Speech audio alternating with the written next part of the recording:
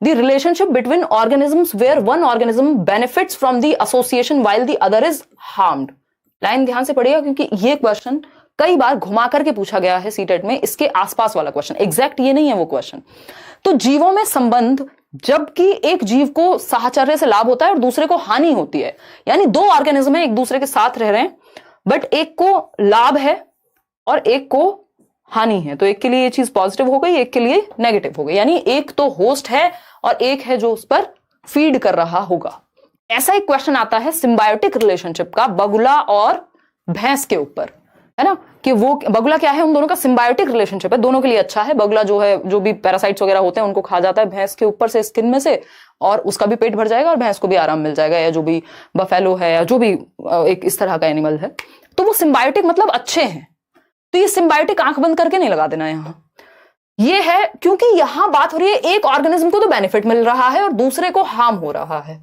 जैसे हमें अगर मच्छर काटे तो मच्छर के लिए तो बेनिफिट है भैया, खून पी के मोटा हो जाएगा, एकदम ताजा ताजा मच्छर आपने देखा होगा कभी, और गलती से अगर आप उसको मार दें तो वो दिखाता है कि आपका B positive group blood group उसके अंदर भरा हुआ है ना। तो ये वो वाला रिलेशनशिप है, इसको पैरासाइटिसिज्म कहेंगे, पैरासाइटिसिज्म कहेंगे, यानी परजीविता है ये, कि सामने वाले को हार्म हो रहा है लेकिन आपके मजे आ रहे हैं। ऐसे लोग भी होते हैं, इंसान भी होते हैं पैरासाइट्स जैसे, है ना, वो दूसरों का खून पी के खुश होते हैं, उनका जीवन दूसरों के खून से चलता है। तो म्यूचुअलिज्म, इसमें दोनों एक दूसरे का बेनिफिट कर रहे हैं या दोनों एक दूसरे के लिए जीवित रख पा रहे हैं एक दूसरे को। कंपटीशन तो फिर आपको पता ही है। पैरासाइटिसिज्म यानी परजीविता, डी ऑप्शन अगर आप यहां देखेंगे तो ये हम देख पा रहे हैं मच्छर है।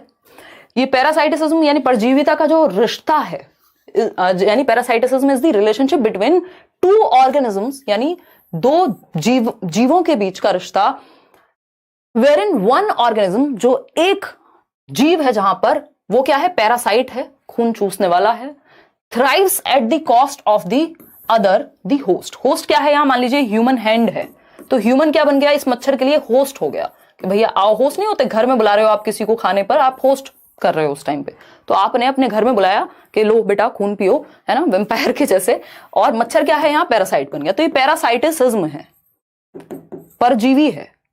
ऐसे बहुत सारी चीजें हो सकती हैं अलग अलग, है ना, ये सिर्फ एक उदाहरण है ह्यूमन वाला, करेंगे इंग्लिश पेडागोजी भी, डोंट वरी यार। चलिए आगे बढ़ते हैं, डोंट वरी। आगे एक और चीज है सिम्बायोटिक रिलेशनशिप की, तो ये पैरासाइटिसिज्म म्यूचुअल हो गया, दोनों का फायदा हो रहा हो। और अगर हम बात कर रहे हैं यहां पर, तो ये बगुला है और ये बफेलो है, इन दोनों का सिम्बायोटिक रिलेशनशिप है, ये भी